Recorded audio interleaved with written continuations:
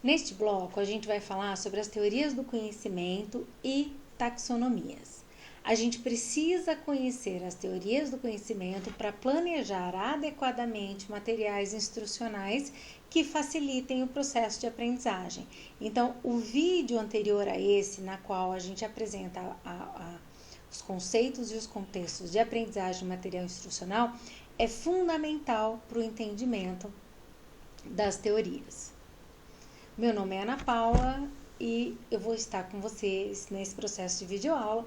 Caso vocês gostem do material, por favor, não esqueçam de deixar seu like.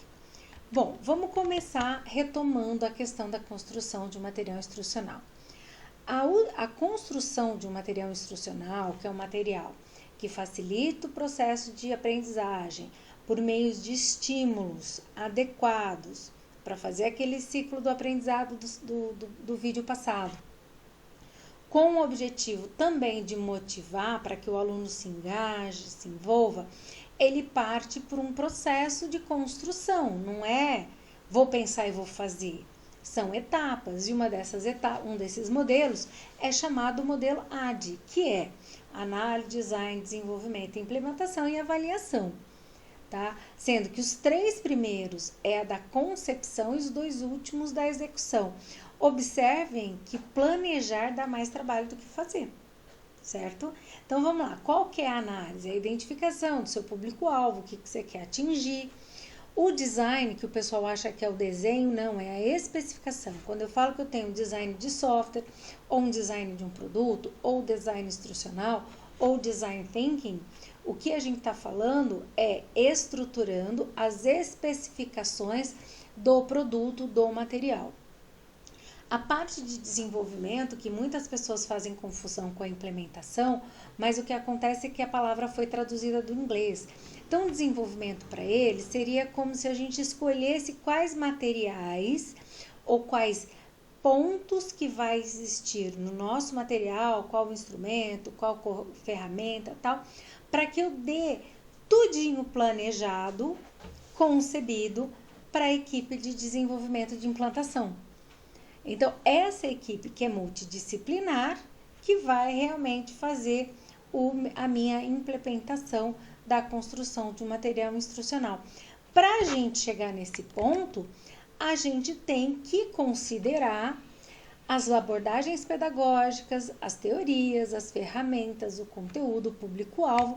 Então, quando a gente aborda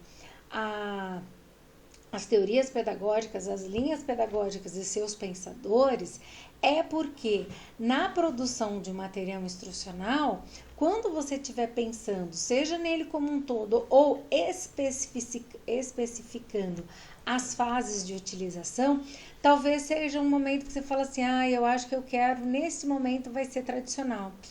Mas lá no final vai ser um trabalho mais cooperativo, então a linha que eu vou seguir é tradicional com contemporâneo. Então eu posso mesclar. Durante muito tempo a gente trabalhava só behaviorismo, só humanismo, só cognitivo. Hoje a gente já entende que dá para trabalhar a partir do perfil do seu aluno, como é que aquilo vai acontecer. Exemplo, no ensino, por exemplo, de 3ª para a 4ª série, ou até a 7ª, talvez o ensino tradicional seja muito forte. Mas quando você chega no ensino médio, já é um pouquinho mais sociocultural, o pessoal autoavaliação, entender se está aprendendo, se não está. Então a gente trabalha, isso não significa que eu estou negando o modelo tradicional, só está falando que naquele momento, para trabalhar determinados conteúdos, talvez eu tenha que fazer uma ponte. Então as abordagens pedagógicas, o conhecimento das suas características com o modelo de escola, ensino-aprendizagem, relação professor-aluno, a metodologia, processos avaliativos e seus pensadores são fundamentais. Por quê? Os seus pensadores, ou seja, a pessoa que de certa forma representa aquela abordagem, e a gente tem 1, 2, 3, mas sempre tem aquele que a gente ouve falar mais, eles têm uma relação muito forte com o que a gente vai utilizar para desenvolver o nosso material instrucional. Por exemplo, Piaget. Piaget falava, olha, a criança se desenvolve construindo e desconstruindo o mundo ao seu redor. Tá? É uma questão de exploração, assimilação, acomodação, desconforto, aquelas fases ali. Vygotsky já era um pouco mais pela interação social. A criança aprende pela interação com o meio. Freinet já falava em cooperação. Paulo Freire falava, olha, a gente tem que acabar com essa educação bancária. Porque lembra da Educação do Oprimido? Eu não lembro como é que chamava aquele livro, que eu adoro aquele livro dele. Mas ele fala, olha, o aluno é uma flor a desabrochar. E você tem que colocar todo tipo de adubo ali, porque você nunca vai ser igual a outra. Talvez precise mais de água, mais de sol, a mesma planta. Então, ele já deu essa dica de que as pessoas eram únicas, tá? Howard Gardner também foi um grande contribuidor que vai mais ou menos na linha de Paulo Freire, embora não tenha, a gente fala, bebido nessa fonte de Paulo Freire. Ele fala, olha, ele já fez um estudo que já foi para a neurociência. E ele comprovou com experimentos de reforço, de análise, de ressonância e tal, que o nosso cérebro, que a gente achava que era direito e esquerdo, é muito maior. Tem pessoas que aprendem lendo, tem pessoas que aprendem ouvindo, fazendo. Ele desmistificou que não é porque uma pessoa não tem uma boa conexão ou locução verbal ou uma relação linguístico-verbal, que ele não é bom no esporte. Aliás, ele conseguiu justificar o porquê que muitas vezes um atleta de alta performance, ao ser entrevistado logo depois de alguma atividade de alta performance, ele tem ainda mais dificuldade da relação linguística. Por quê? Porque todo o seu vamos pensar do jeito que ele fala, toda a sua inteligência foi utilizado quase no seu máximo pela sua inteligência esportista. Isso não significa que ele não consiga. Como é que você vai falar que uma pessoa que tem uma habilidade, por exemplo, de conhecer perfume, que são os perfumistas tal, não é inteligente porque ele não sabe fazer cálculo matemático? Ou seja, ele não sabe combinar 20% com 10%, com 15%, não sei o que, para dar aquele sabor, aquele cheiro, mas ele sabe o que é aquilo. Então, ele começou a desmistificar essa coisa do inteligente. O inteligente é quem sabe português, matemática, inglês. Não, calma, tem mais que isso, tá? Daí a gente chega em Gagné, que ele já começa a falar dos instrumentos, dos computadores, da lousa, de tudo mais. Papert já está na época do computador, estamos falando década de 70 aí, onde ele pega carona no construtivismo e fala, olha, vai além do construtivismo, é o construcionismo, porque o aluno tem que construir o seu aprendizado. Papert foi quem planejou, foi até a parte de concepção para uma equipe implementar um software de aprendizado chamado Logo. A gente fala de Papert, não é porque ele pôs a bunda na cadeira e desenvolveu cada linha do software. Não, ele fez toda a concepção pedagógica, tá? Toda a concepção de que para que ele chegasse aqui, ó, tá? Sociocultural, cognitivismo, ele bebeu um pouquinho dessas fontes aqui, de que o aluno precisa de uma instrução programada, talvez seja interessante ele uma autoavaliação e a pesquisa, e assim ele foi. Então, ele fez tudo isso, tá? E um outro pensador que a gente traz, muito significativo, quando a gente fala em produção de material instrucional, lembrando, você não precisa negar um para aceitar o outro, tá? É o Benjamin Bloom. E aqui um parênteses sobre a história da taxonomia de Bloom. Taxonomia é um processo classificatório. Taxonomia igual classificação, tá? Na década de 50, houve um encontro internacional dos psicólogos, né? Do Congresso Internacional de Psicologia, em Nova York, e aonde o seu mentor do congresso, né, chamou uma equipe para que naquele congresso eles se reunissem de diferentes áreas, psicologia cognitiva, educacional, comportamental, freudiana, tudo, para que eles chegassem junto numa concepção de objetivos de aprendizagem. Por quê? Tá? Eu sou pesquisadora de Bloom, então eu vou resumir rapidinho essa história dele aí. Porque naquela época, estamos falando da década de 50, 60, já estava falando em processos formais de aprendizagem, tecnologia, etc. E daí eles começaram a perceber que quando falava em objetivo de aprendizagem, objetivo instrucional, o que era conhecer para um era saber para o outro. E era entender para o outro.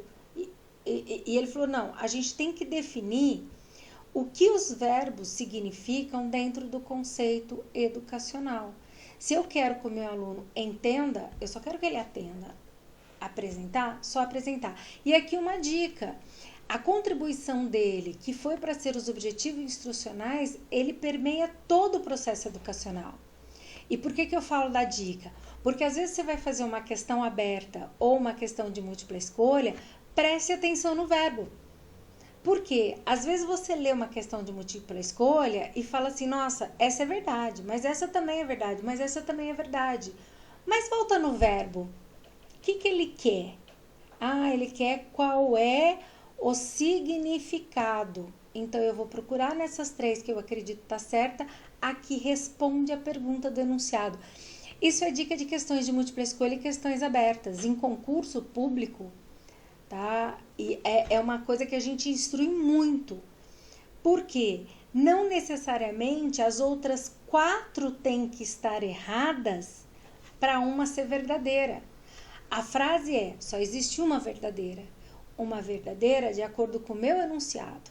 Eu posso falar qual é a vantagem de e criar 4 opções de definição. A definição do material instrucional, definição do material instrucional, definição do material instrucional, definição do material instrucional, vantagens. Daí você começa a ler a A, é verdadeira. A B, é verdadeira. A C, eu falo, gente, tem mais que uma correta. Não tem.